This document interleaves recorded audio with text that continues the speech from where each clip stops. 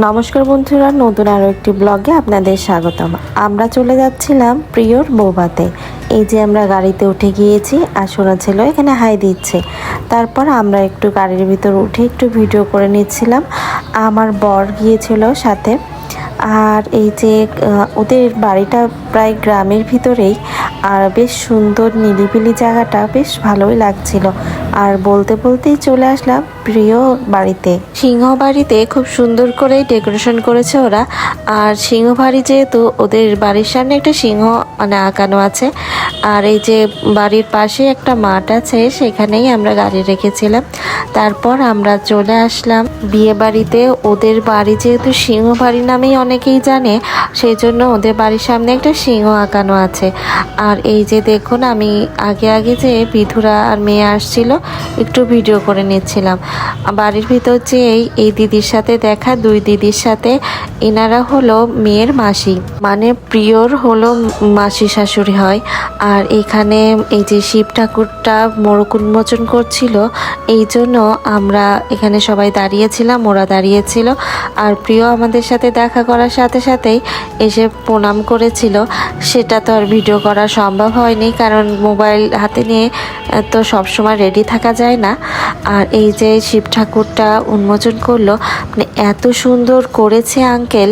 বিয়ের এই মুহূর্তে যে এই শিব ঠাকুর উন্মোচন করেছে, আসলে প্রিয় নাকি বলেছিল আঙ্কেলকে তার বিয়েতে শিব বাবাকে গিফট চাই, সেজন্যই আঙ্কেল বানিয়ে দিয়েছে।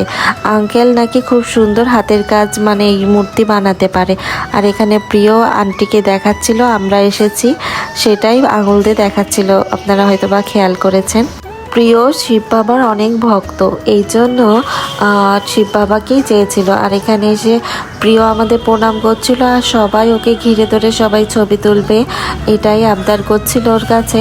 তারপর সবার সাথে একটু ছবি ভিডিও করে নেওয়ার জন্য স্কোপই পাওয়া যাচ্ছিল না। তারপরও আমরা ওকে গিফটটা দিলাম, ওদের দুজনকে। আমরা আসলে গিফট ভাউচার দিয়েছিলাম। অনেকে অনেক গিফটই দেয়, ভাবলাম এটা কাজে লাগবে, ওদের সামনে ঘুরতে ঘুরতে যাবে। সে যাই হোক, সেলিব্রিটি প্রিয়র বউ কিন্তু খুবই সুন্দর হয়েছে, আপনারা কিন্তু দেখেছেন।